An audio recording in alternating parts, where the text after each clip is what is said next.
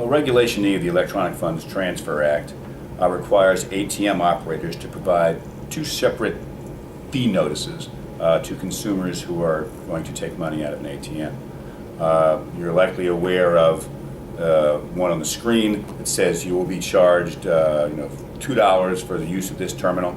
There's also a requirement that says that there has to be such a notification on the terminal itself. So you'll see typically like a placard affixed to the front of the terminal that says you may be charged a fee to use this terminal. Well, that's a notification thing. That sounds pretty reasonable.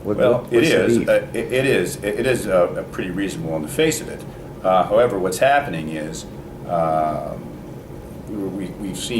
we have evidence of people coming by, vandals, or frankly, let's call them opportunists, who are peeling off the sticker that's located on that's affixed to the terminal, and then going back and suing the ATM operator for violating regulation, violating the law. Well, you're involved in an industry coalition. Is this kind of like a narrow group looking for relief from notification, or no? We're excuse me. We're very much interested in notification and support the on-screen notification. We believe that provides the greatest value to the consumer. It tells you exactly what you're going to be charged, as you're right on the screen. Number one. So we are for disclosure. What we're not for is these frivolous lawsuits that this dual signage requirement is really spawning, and so we're seeking to have the requirement that notification be affixed to the terminal be removed, and so it simply has that you simply have that notification on the screen itself. How broad is your coalition? It's a pretty broad coalition. In fact, we have Electronic Funds Transfer Association, ATM Industry Association, American Bankers Association, Credit Union National Association, National Association of Federal Credit Unions, and American Gaming Association, as well as the National Association of Convenience Stores. Now, I like to joke that this was one of the few issues that we have the American Bankers Association and the National Association of Convenience Stores signing on to the same position. So we're truly in a post-Durbin environment in that regard. What is the coalition trying to achieve? The coalition is trying to achieve the removal of that requirement that states you have to have on-terminal notification.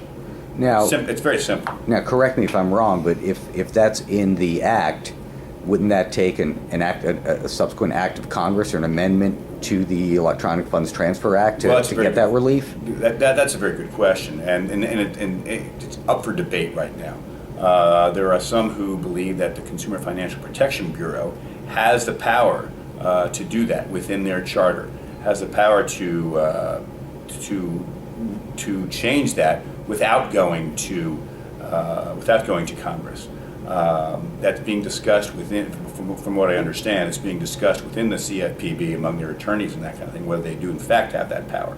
So for that reason, we're kind of pursuing a dual-pronged approach here.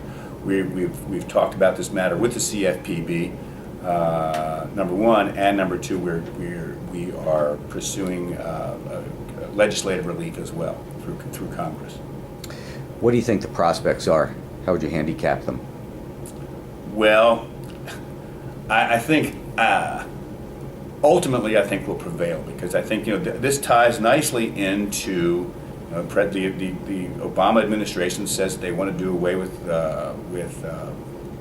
regulations that are no longer necessary, that are redundant, obsolete, are harmful to business.